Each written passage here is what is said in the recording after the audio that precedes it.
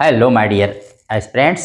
Today, current affairs daily dose का 20 से आज 24 जनवरी तक का करंट अफेयर्स।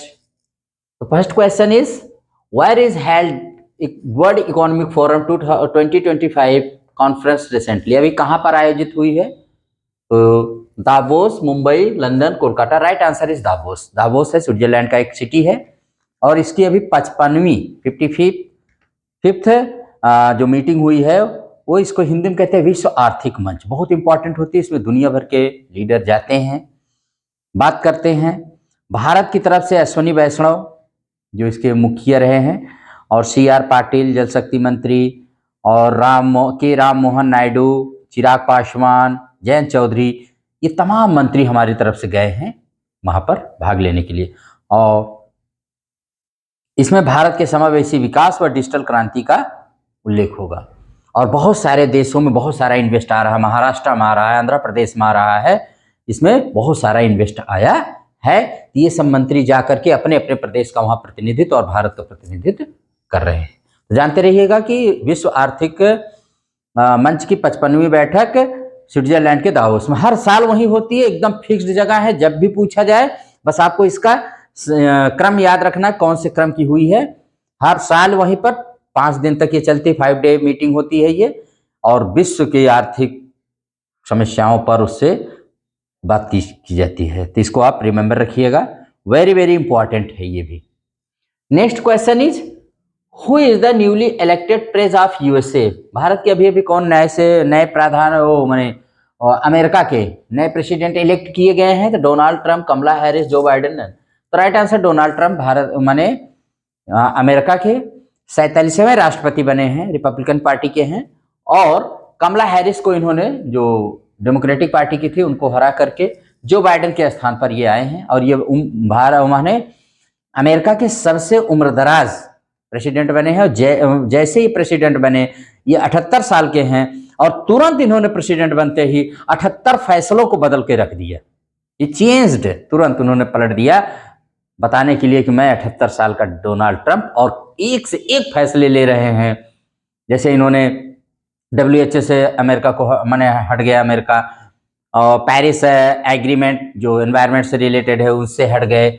बहुत सारे मैक्सिको की खाड़ी को कह रहे हैं कि हम मतलब उसे अमेरिका की खाड़ी नाम देंगे, पनामा नहर को ले लेंगे, कनाडा या ग्रीनलैंड को अपना 51वां राज्य बना लेंगे। बने इनके बहुत सारे डिसीजन अमेरिका फर्स्ट की पॉलिसी पर ये चल रहे हैं। तो रिमेंबर रखिएगा, बहुत बहुत इंपॉर्टेंट है डोनाल्ड ट्रंप जी, इनके बारे में आप सुनते ही रहेंगे। और यहाँ के जो उपराष्ट्रपति बने हैं उनका नाम है JD वेंस हैं, याद रखिएगा। इनको शपथ दिलाया वहां के मुख्य न्यायाधीश जॉन रॉबर्ट्स ने, और वाशिंगटन DC की कैपिटल रोटुंडा में इन्होंने शपथ लिया है। रिमेंबर दिस आल्सो, ठीक है। और ठीक उसके बाद है who is the new chief justice of Mumbai high court. Mumbai high court का भी नए चीफ जस्टिस कौन बने हैं? ए में है जस्टिस आलोक आराधे, जस्टिस देवेंद्र कुमार उपाध्याय, पंकज मिश्रा, अमिताभ कांत। इसका राइट आंसर है जस्टिस आलोक आराधे। ये 48वें मुंबई हाई कोर्ट के चीफ जस्टिस बने हैं। उनको शपथ दिलाई है वहां के गवर्नर CP राधाकृष्णन ने, याद रखिएगा। और जो वहां पर जज थे वो चले गए हैं, जैसे जस्टिस देवेंद्र कुमार उपाध्याय, ये दिल्ली हाई कोर्ट के चीफ जस्टिस बन गए हैं और इनको शपथ दिलाई है लेफ्टिनेंट गवर्नर VK सक्सेना ने। तो याद रखिएगा इन दोनों को। और एक नाम है पंकज मिश्रा। तो पंकज मिश्रा ने अभी एक किताब लिखा बहुत मशहूर, इजराइल और फिलिस्तीन के बीच जो गाजा पट्टी है उस पर आधारित है। Book name is the world after Gaza, और इन्होंने इस पर युद्ध पर इसको क्रिटिसाइज किया है वार को, और इस पर बताया है कि ये बहुत ज़्यादा इसका असर पड़ता है ह्यूमैनिटी पर। और तो इस बुक में ये बताया गया है। और एक बुक इन्होंने अमिताभ कांत ने भी एक बुक लिखा है, और उस बुक का नाम है how India scaled Mount G20 the inside story of G20 presidency. तो अमिताभ कांत जो इंडिया G20 के शेरपा थे, माने शेरपा जो अध्यक्ष टाइप के होते हैं, शेरपा बनाए जाते हैं मीटिंग के, तो उन्होंने इस बुक को लिखा है। रूपा पब्लिकेशन ने इसको पब्लिश किया। The book is focused on G20 held in New Delhi in September 2023। 2023 में जो हमारे यहाँ G20 की मीटिंग हुई थी 20 देशों की, उस पर आधारित कैसे उसके चैलेंजेस थी, कैसे उसको सब हमारे फोकस, कैसे उसको डील किया गया, वो सारी चीजें इन्होंने लिखा है अमिताभ जी कांत ने। इस बुक को भी याद रखिएगा। बुक का नाम है how India scaled Mount G20 the inside story of G20 presidency. और next question is who is the new DG of CRPF. CRPF जानते हैं सबसे बड़ा अर्धसैनिक बल है, central reserve police force. Gyanendra Pratap Singh, Mahesh Kumar Agarwal, Dhananjay Shukla, Pawan ji Chandak. तो इसका राइट आंसर है ज्ञानेंद्र प्रताप सिंह। ये सीआरपीएफ के नए सबसे बड़े आला कमान अधिकारी बने हैं, डायरेक्टर जनरल बने, महानिदेशक। और महेश कुमार अग्रवाल जो हैं ये अपॉइंट हुए हैं एज एडीजी माने additional director general of BSF माने बॉर्डर सिक्योरिटी फोर्स, जो रक्षा करती है भारत और बांग्लादेश पर, भारत के बॉर्डर की। और अभी अभी भारत बीएसएफ ने एक सर्द हवा ऑपरेशन चलाया है। तो याद रखिए कि बीएसएफ ने राजस्थान में भारत पाक बॉर्डर पर शुरू किया है सर्द हवा ऑपरेशन, माने उधर से आतंकवादियों या घुसपैठ को रोकने के लिए गणतंत्र दिवस के मद्देनजर। अब इस समय इस माने सर्द हवा ऑपरेशन के तहत बॉर्डर पर 24 घंटे निगरानी रखी जाती है, तो इसको भी रिमेंबर रखिएगा। और उसके बाद है धनंजय शुक्ला। धनंजय शुक्ला क्या है भाई? तो ये बने हैं, ये आईसीएसआई के न्यू प्रेसिडेंट माने अपॉइंट किए गए हैं। और पवन जी चंदक ये वाइस प्रेसिडेंट बने हैं आईसीएसआई के, रिमेंबर इट आल्सो।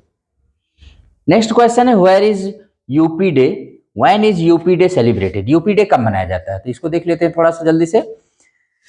21 जनवरी। तो देखो 21 जनवरी, 22 जनवरी, 23 जनवरी, 24 जनवरी, सारी डेट बहुत इंपॉर्टेंट है, सबको मैं एक एक करके देखो। 21 जनवरी को क्या होता है, तीन राज्य, तीन पूर्वोत्तर के तीन राज्य जो है मेघालय, मणिपुर, त्रिपुरा, अपना स्थापना दिवस मनाते हैं। इनका गठन 1972 में उत्तर पूर्वी क्षेत्र पुनर्गठन अधिनियम 1971 के साथ हुआ था।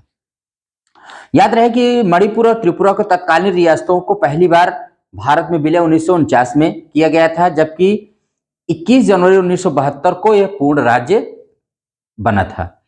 दूसरी तरफ मेघालय 1970 में असम के अंदर एक स्वायत्त राज्य के रूप में आया था, जिसे 1972 में इसे भी मणिपुर और त्रिपुरा के साथ एक पूर्ण राज्य बना दिया गया था। इसको भी रिमेंबर रखिएगा, बहुत इंपॉर्टेंट है और बहुत ही ज्यादा इंपॉर्टेंट है। देखो इसमें जो मणिपुर है, मणिपुर का अर्थ होता है रत्नों की भूमि। इसकी राजधानी इम्फाल है। यह 3 राज्यों से घिरा है, उत्तर में नागालैंड, वेस्ट में असम और साउथ वेस्ट में इसके मिजोरम है। यह दक्षिण पूर्व में म्यांमार के साथ अंतरराष्ट्रीय सीमा बनाता है, इसको भी याद रखिएगा। और मेघालय मेघों का घर या स्थान इसका होता है। इसकी राजधानी शिलांग है।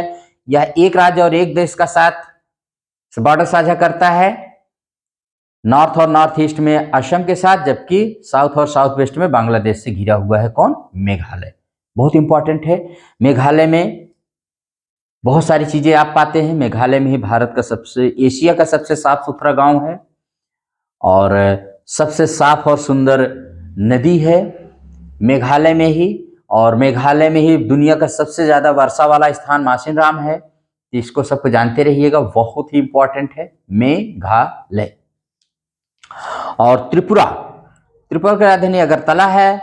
यह नॉर्थ वेस्ट और साउथ 3 तरफ से बांग्लादेश से और ईस्ट में मिजोरम से। यह नॉर्थ वेस्ट और साउथ में बांग्लादेश से, जबकि ईस्ट में मिजोरम से और पूर्वोत्तर में असम से घिरा है। तो 2 राज्य और एक अंतरराष्ट्रीय सीमा यह बांग्लादेश के साथ बनाता है। और बांग्लादेश और इसके बीच में जो लाइन पाई जाती है बॉर्डर, उसको कहते हैं 0 डिग्री लाइन बॉर्डर। याद रखिएगा, बहुत बार पूछा गया है।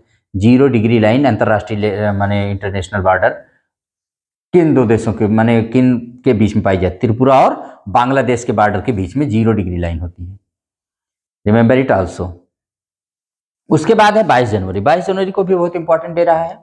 22 जनवरी को एक तो सुकन्या समृद्धि खाता की 10वीं वर्षगांठ मनाई गई, बेटी बचाओ बेटी पढ़ाओ की भी 10वीं वर्षगांठ मनाई गई, और बेटी पढ़ाओ बेटी बचाओ बेटी पढ़ाओ का शुरुआत हमारे पीएम मोदी के द्वारा गिरते हुए लिंगानुपात को बढ़ाने के लिए हरियाणा के पानीपत जिले में की गई थी। और इसने न केवल लिंगानुपात को बढ़ाया बल्कि माध्यमिक स्तर पर बच्चियों के शैक्षिक स्तर को भी, उनके माने पढ़ने लिखने वाले को भी स्तर को बढ़ाया है। तो इसको आप जानते रहिए। अब 22 जनवरी से 8 मार्च महिला एवं बाल विकास मंत्रालय द्वारा महिला सशक्तिकरण हेतु देश भर में अभियान चलाया जा रहा है। कब से? 22 जनवरी से 8 मार्च, अंतर्राष्ट्रीय महिला दिवस तक। और यह अभियान लैंगिक भेदभाव को दूर करने व बालिकाओं को सशक्त बनाने में सहायक रहा है। ये बेटी बचाओ बेटी पढ़ाओ अभियान, और ये जो अभियान चलाया जा रहा है इसको भी याद रखिएगा। दूसरी बात है 23 जनवरी। 23 जनवरी को क्या होता है? 23 जनवरी बहुत इंपॉर्टेंट है हमारे यहाँ। नेताजी सुभाष चंद्र बोस की 128वीं जयंती मनाई गई। इनके 3 स्लोगन थे, आपको पता होना चाहिए कौन कौन से स्लोगन थे। इनके 3 स्लोगन्स थे। जय हिंद, दिल्ली चलो, तुम मुझे खून दो मैं तुम्हें आजादी दूंगा। और इनके पॉलिटिकल गुरु कौन थे? देशबंधु चित्तरंजन दास, और इन्होंने महात्मा गांधी को राष्ट्रपिता कहा था और अखंड भारत के पहले प्रधानमंत्री भी थे, क्योंकि इन्होंने जापान ने अंडमान निकोबार द्वीप समूह को इनको दे दिया था, वहीं पर इन्होंने अपनी सरकार बनाई थी। रिमेंबर रखिएगा। और 2025 में इनकी 128वीं जयंती मनाई गई। 2021 से राष्ट्रीय पराक्रम दिवस, इनके जयंती को राष्ट्रीय पराक्रम दिवस के रूप में मनाया जाता है। 23 से 25 जनवरी के बीच उड़ीसा के कटक, जहां इनका जन्म हुआ था, कि बाराबती फोर्ट में एक प्रोग्राम मनाया जा रहा है इनके जन्म को लेकर के, और जिसका उद्घाटन वहां के उड़ीसा के चीफ मिनिस्टर मोहन चरण मांझी ने किया है। इनके नाम के, इनके सम्मान में एक पुरस्कार दिया जाता है, और इस बार वो पुरस्कार किसको दिया गया है भाई? तो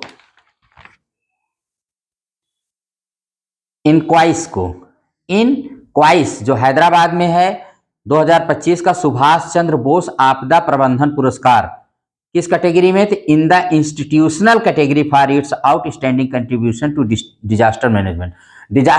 आपदा प्रबंधन में इनके नाम से पुरस्कार भी दिया गया। उसी साल शुरू किया गया था, जिस साल से राष्ट्रीय पराक्रम दिवस मनाने की शुरुआत हुई, 2021 से इनके जन्मदिन को। और इनक्वाइस क्या है? तो इसका फुल फॉर्म जान लीजिए, Indian national centre for ocean information services. ठीक है, इसको भी याद रखिएगा, वेरी इंपॉर्टेंट है। और उसके बाद आ जाते हैं, आज का 23 जनवरी हो गया भाई। 24 जनवरी को क्या होता है? तो 24 जनवरी तो आज है ही। 24 जनवरी को बताते हैं कि 2-3 दिन मनाए जाते हैं। जैसे 1950 में कॉन्स्टिट्यूएंट असेंबली ने जनगण मन, जो हमारे देश का राष्ट्रगान है, उसको अपनाया था राष्ट्रगान के रूप में देश के। और मूल रूप से बांग्ला भाषा में लिखा गया था आर्यन टैगोर के द्वारा, जिसको पूरे इन्होंने 5 स्टैंजा में लिखा था। इसका पहला ही स्टैंजा इसमें लिया गया है। इसको पूरी गाने की अवधि 52 सेकंड है, संक्षिप्त में इसको 20 सेकंड में गाया जाता है। और आज के ही दिन 24 जनवरी 1966 को आल्पस माउंट रेंज में एयर इंडिया बोइंग 707 क्रैश हुआ, जिसमें भारतीय परमाणु कार्यक्रम के जनक डॉक्टर होमी जहांगीर भाभा सहित 117 लोग मर गए थे। कहा जाता है कि अमेरिकी खुफिया एजेंसी CIA ने साजिश इसमें रची थी उनको मारने की। किसको? डॉक्टर होमी जहांगीर भाभा को। ग्रेट साइंटिस्ट थे। आज जो न्यूक्लियर प्रोग्राम है पूरा उन्हीं की देन है, कंट्रीब्यूशन है। उन्होंने तो पंडित जवाहरलाल नेहरू से कहा था कि आप परमाणु बम बना लीजिए, लेकिन उन्होंने नहीं बनाया। और देखिए, चाइना 1962 में हम पर अटैक कर दिया। तब भी उन्होंने कहा था कि अगर आपने बम बनाया होता तो चाइना की हिम्मत नहीं थी कि हमारे ऊपर अटैक कर लेता। तो कभी कभार होता है कि हमारे नेता नहीं समझ पाते हैं, उतनी दूरदर्शिता का परिचय नहीं देते हैं जितना उन्हें देना चाहिए, जो हमारे अधिकारी वैज्ञानिक लोग कहते हैं। ठीक है। उसके बाद आज ही के दिन राष्ट्रीय बालिका दिवस मनाया जाता है 2009 से। क्यों मनाया जाता है? क्योंकि 24 जनवरी 1966 को ही भारत की पहली प्रधानमंत्री और एकमात्र, अभी तक कोई नहीं हुआ दूसरा, इंदिरा गांधी ने प्रधानमंत्री के रूप में शपथ लिया था। और तब से माना गया कि भारत में महिलाएं आगे आ रही हैं, इसलिए राष्ट्रीय बालिका दिवस के रूप में इसको मनाया जाता है। 24 जनवरी को। और 24 जनवरी को उत्तर प्रदेश स्थापना दिवस भी मनाया जाता है, क्योंकि 24 जनवरी 1950 को इसका नाम यूनाइटेड प्रोविंस से उत्तर प्रदेश हो गया था। और आज उत्तर प्रदेश अपना 76वां जन्म दिवस माने स्थापना दिवस मना रहा है। ठीक है, इसको भी रिमेंबर रखिएगा। तो डेज पर यहीं पर समाप्त हो गए।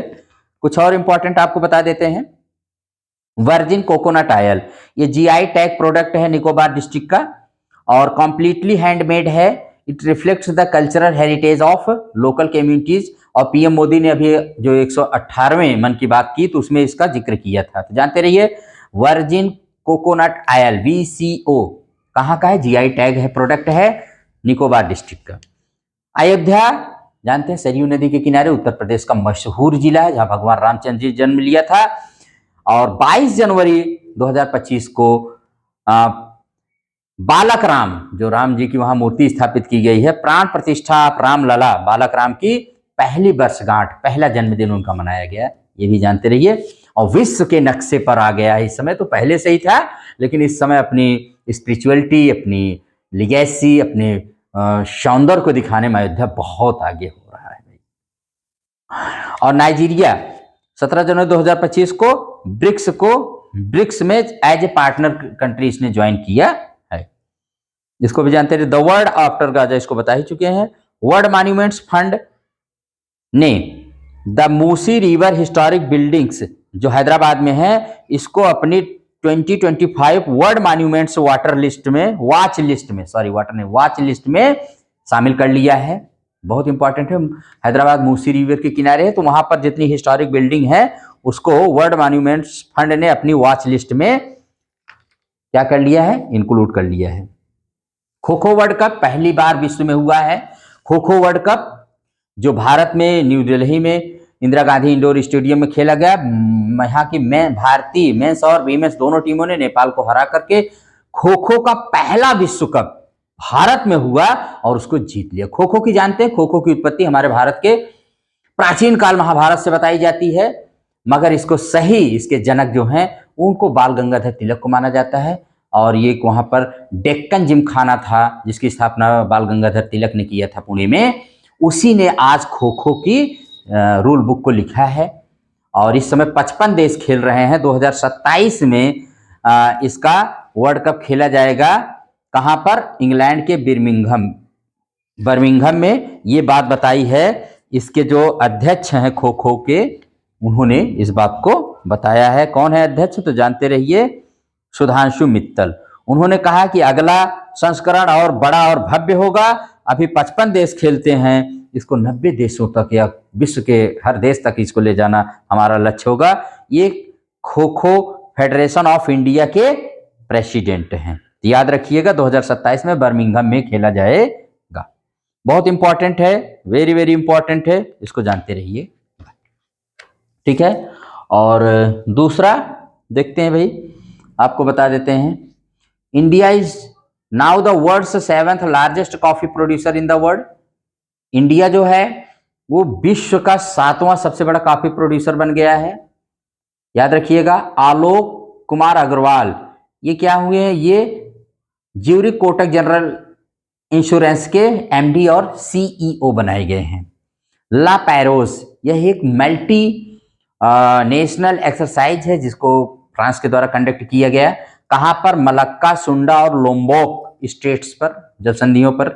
और इसमें 9 देश की 9 नेवीज ने भाग लिया, जिसमें भारत का INS Mumbai, Indian navy's guided missile destroyer ने भाग लिया इसमें, इसके 4th एडिशन में। इसका एक तो होता है व्यापार के आवागमन को बनाए रखना विश्व का जो सबसे इंपॉर्टेंट स्टेट्स हैं, और दूसरे कहीं ना कहीं to control the Chinese power, जो उसकी पावर है वो एक्सपेंशनिज्म, विस्तारवादी जो उसकी नीतियां हैं ना, उसको कहीं ना कहीं कंट्रोल करना है। इसको रिमेंबर रखिएगा, ला पैरोस। उसके बाद है प्रोफेसर उर्वशी सिन्हा। ये प्रोफेसर उर्वशी सिन्हा जो रमन रिसर्च इंस्टीट्यूट की प्रोफेसर हैं, इन्होंने गेट्स कैम्ब्रिज इम्पैक्ट अवार्ड 2025 का जीता है, जो दिया जाता है the bill and Melinda Gates foundation के द्वारा। और उसके बाद है डॉक्टर जितेंद्र सिंह, जो हमारे देश के union minister for science and technology हैं। Inaugurated the 27th international congress on glass. तो 27th international congress on glass पर इन्होंने कहाँ किया है? 2025 का इन्होंने उद्घाटन किया है कोलकाता में। कोलकाता जो हुगली नदी के किनारे। और फ्लेमिंगो फेस्टिवल 2025 अभी ये कहां पर आयोजित किया गया? तो आंध्र प्रदेश के नेला पच्चू बर्ड सेंचुरी में किया गया है 4 साल के गैप के बाद। और इसका मकसद है highlighting the need to protect the biodiversity of Pulicat lake and biodiversity of Nelapattu bird sanctuary. तो पुलिकट लेक पर ये आयोजित किया, बहुत सारे लोग इसको देखने जाते हैं, वेरी इंपॉर्टेंट है, जानते रहिएगा।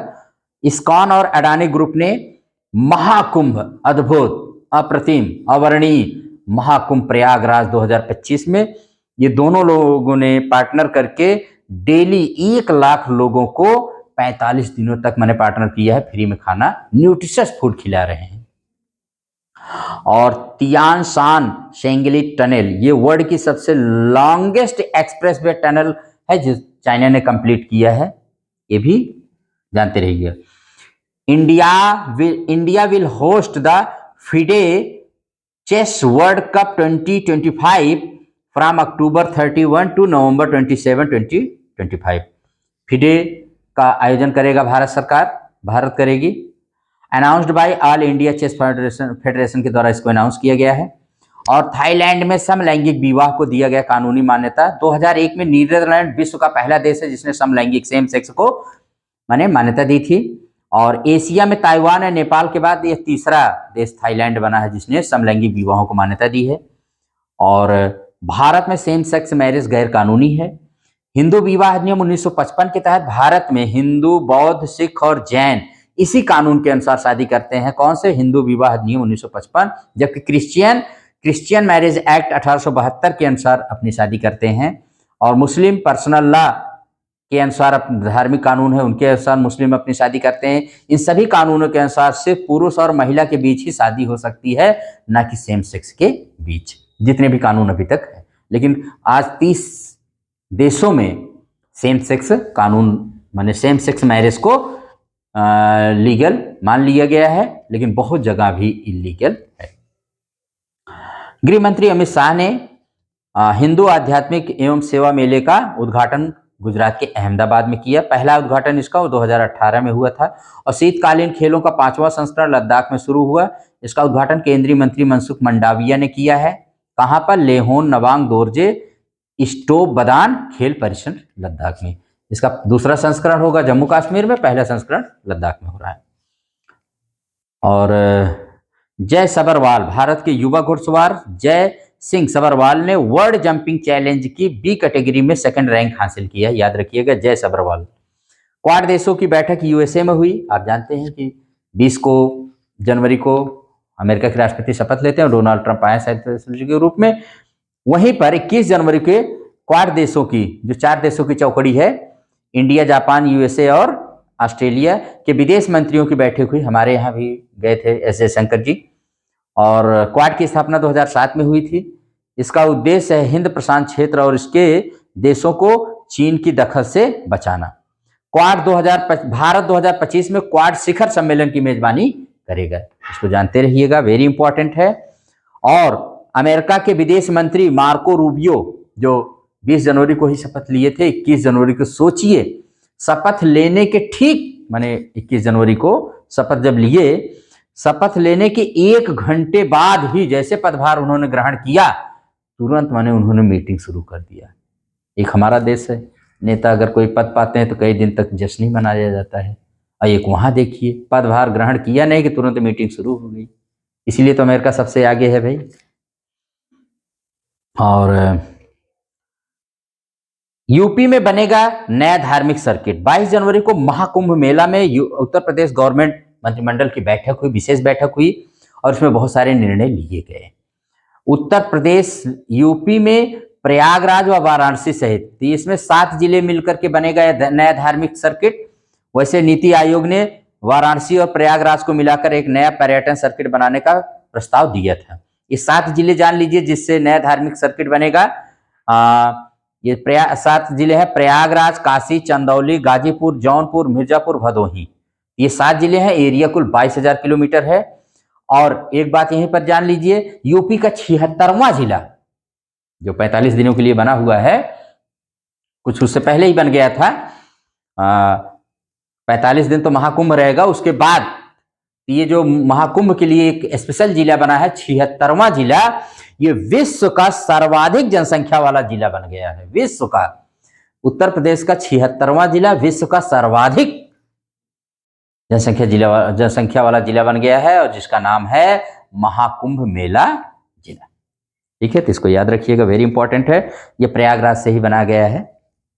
और उसके बाद जान लीजिए भाई, नेशनल हेल्थ मिशन, यह अगले 5 साल तक जारी रहेगा, भारत सरकार ने कहा है। इसकी स्थापना 2013 में हुई थी। कैसे? राष्ट्रीय ग्रामीण स्वास्थ्य मिशन 2005 और राष्ट्रीय शहरी स्वास्थ्य मिशन 2013 को मर्ज करके मिला करके ये बनाया गया था। इसका उद्देश्य क्या होगा नेशनल हेल्थ मिशन का? पब्लिक हेल्थ सर्विसेज को सुधारने के साथ साथ सभी को सस्ती व क्वालिटी हेल्थ सर्विसेज मुहैया कराना। टाटा समूह बना सबसे मूल्यवान ब्रांड भारत का। देखिए, ब्रांड फाइनेंस की 2025 के लिए ग्लोबल 500 रिपोर्ट के मुताबिक टाटा ग्रुप लगातार 16वीं बार देश का सबसे मूल्यवान ब्रांड बना हुआ है, लगातार 16 साल से। अमरीश केंघे, एंजल वन ने इन्हें अपना नया सीईओ बनाया। एंजल वन क्या है भाई? तो एंजल वन भारत की लीडिंग फाइनेंस सर्विस प्लेटफॉर्म में से एक है। और एंटिटी लॉकर पोर्टल, ये भारत सरकार ने इसे बिजनेस, स्टार्टअप, ट्रस्ट ऑर्गेनाइजेशन हेतु जारी किया है। ये बिजनेस से रिलेटेड जो भी है, इसमें स्टोरेज, शेयरिंग और वेरिफिकेशन को इजी बनाता है, अपना सभी स्टोर कर सकते हैं। तो एंटिटी लॉकर जानते रहिए बिजनेस के लिए। और हिमाचल के कुल्लू जिले में मशहूर पर्यटन स्थल मनाली में विंटर कार्निवल का हुआ आयोजन। ठीक, तो आज का यही था इंपॉर्टेंट 1 लाइनर्स और क्वेश्चन आंसर्स। आप इसको एंजॉय करिए। सुपर कलेक्शन जो देखता है आपको सिलेक्शन। और इसी के साथ इस क्लास को यहीं पर बंद करते हैं। और अगर आप इस क्लास को लाइक करते हैं तो इसको शेयर एंड सब्सक्राइब करिएगा। Thank you very much.